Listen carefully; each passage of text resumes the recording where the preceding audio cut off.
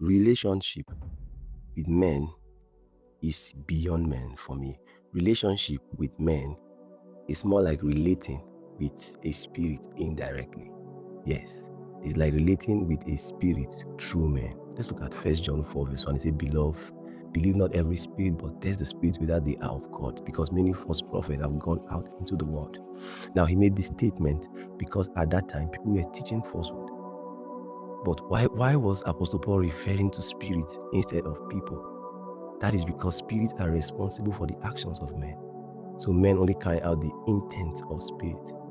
Spirit controls men through their soul. Whenever you relate with any man, you are not only relating with a person, but also with the spirit that rules over that person.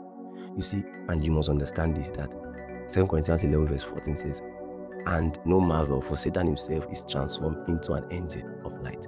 The problem we have is not obvious bad people, but people doing good by a dark spirit. What Satan wants to achieve is beyond a human relationship, because whenever you relate with people, you have related more with the spirit in them. So Satan keeps everything looking good by his spirit. His goal is for you to relate with his spirit through that good action. So you should not just focus on the outward action, but the motivation, the intent, and the inspiration of that action should be of more concern to you. Now let's look at Acts of the Apostles 16. Let's just look at 18. The same followed Paul and us and cried, saying, These men are the servants of the Most High God, which show unto us the way of salvation.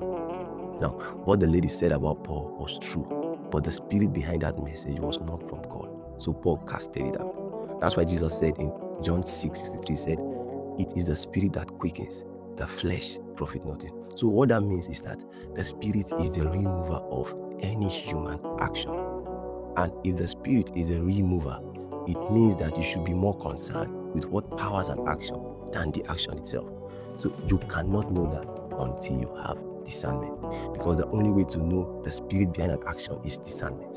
Because if the action is good, if the action is bad, you can say, oh, this action is bad and it's coming from a bad spirit. But when the action is bad, when the action is good and the spirit is bad, it may be difficult to know.